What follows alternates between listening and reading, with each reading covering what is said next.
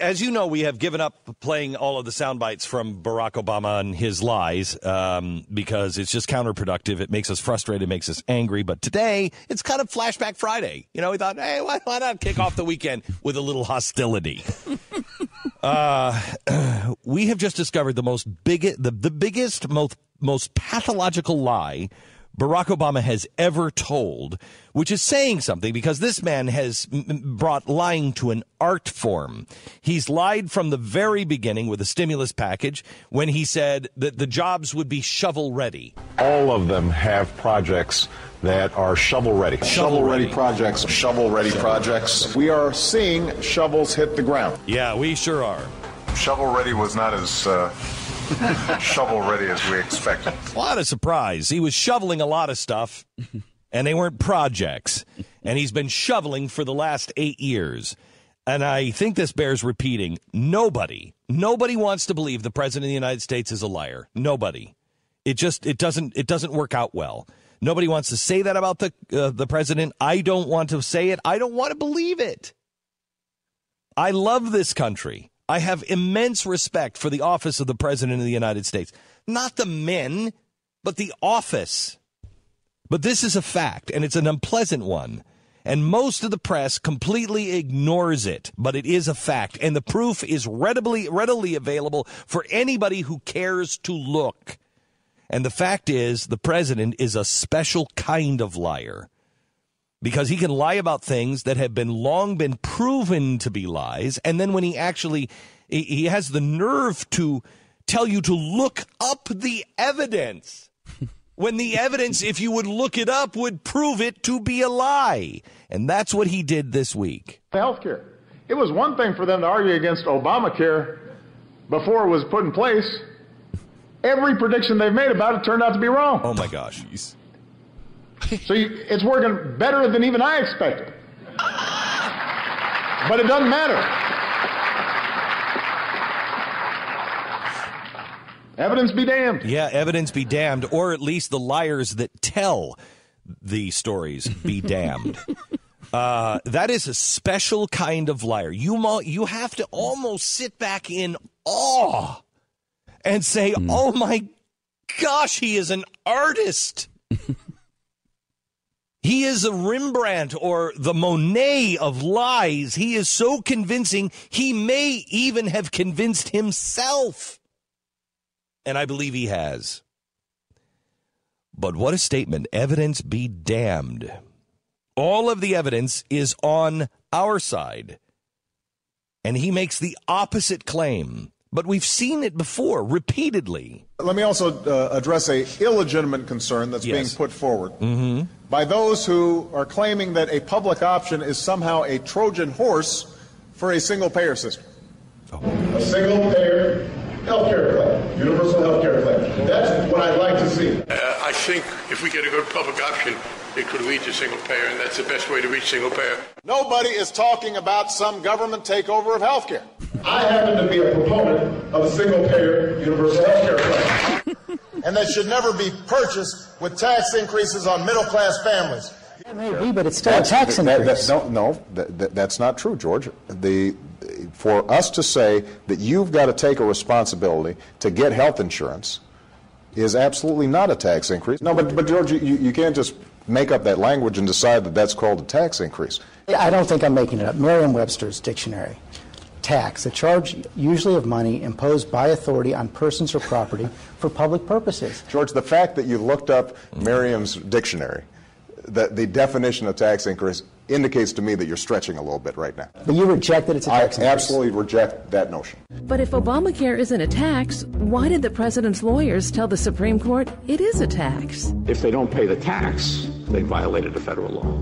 But as long as they've paid the penalty. If they've paid the tax, then they're in compliance with the law. An extraordinary decision out of the Supreme Court this morning said this is, in effect, a tax. They flipped the position lawmakers have been taking and insisted that the Affordable Care Act was a tax increase. Okay, all right. So it wasn't a tax. It is a tax. It's not a tax. It definitely is a tax.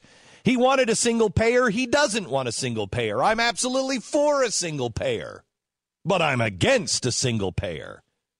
Still, as he told us this week, everything we said about Obamacare was wrong. For instance, when we predicted people would lose their plans and their doctors, we should have listened to his assurances. Keep your plan if you are satisfied with it. If you like the plan you have, you can keep it. If you like your plan and you like your doctor, you won't have to do a thing. You keep your plan. If you like your health care plan, you'll be able to keep your health care plan. If you've got health insurance, you can keep it. If you like your health care plan, you will keep your plan. If you've got health insurance, you like your doctor, you like your plan, you can keep your doctor, you can keep your plan. If you have insurance that you like, then you will be able to keep that insurance.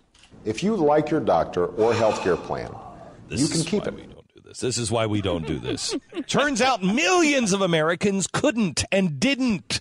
I mean, there were good reasons for it. At least one of his allies at MSNBC explained. Part of what happened when the president said, if you like your plan, you can keep it, is that there was an assumption in the administration that people wouldn't like that plan. Right. So the responsibility for the lie is us. We liked our plans. We liked our doctors, and we shouldn't have liked them. We're stupid, and therefore we need to be lied to. He also promised to lower our premiums by up to $2,500 per family per year. A system where we're going to work with your employers to lower your premiums by up to $2,500 per family per year. We will start by reducing premiums by as much as $2,500 per family. Here's what changes, saying to people who already have health insurance and the employers who are providing it, we'll work to lower your premiums by up to $2,500 per family per year. I also have a health care plan that would save the average family $2,500 on their premium. Okay, so we predicted the cost would go up. You know, that was one of those things that we said that apparently now is provably wrong.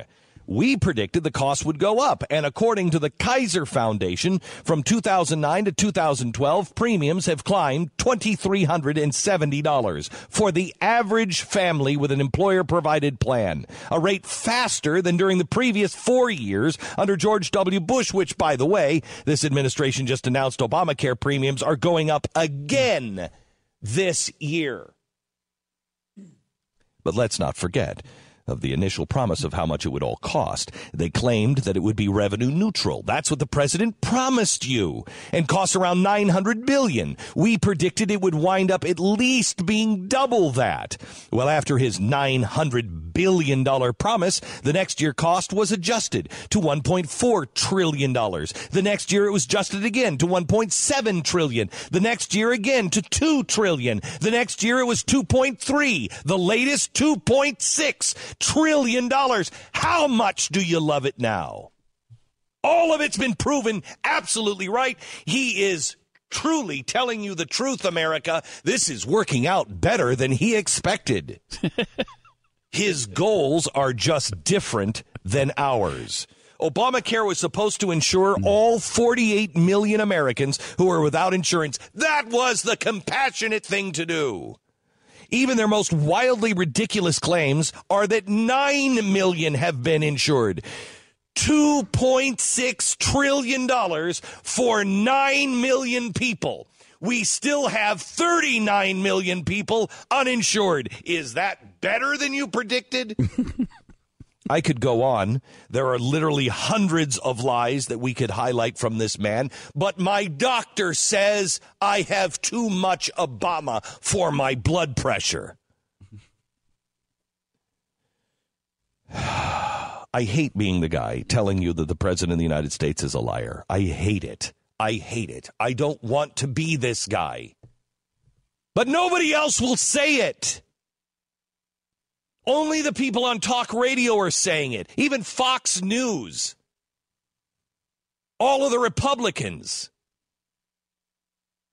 Every American, left and right and center, should be outraged by this. I can't let it stand. Somebody has to, for the record, set it straight. Somebody has to preserve the record because they're changing our history. If they say it enough, it'll be recorded that way for all time, and no one will know the truth. You need to record this in your diaries. You need to save this and burn this on DVD and update it every time there's new technology, because the new technology comes, the DVDs will be outdated and they'll be as worthless as those rolls of film that you have sitting somewhere in a box just disintegrating. Somebody has to tell the truth. Write it down in your diary, the truth, the whole truth, and nothing but the truth. And pray to God that Common Core hasn't stopped our kids from reading cursive writing. How can any American trust a man who can look you in the eye and lie to your face? Proven, outrageous lies over and over and over again. The real truth is, you can't. And that's why we're in the situation that we're in. Because millions do. They just don't care.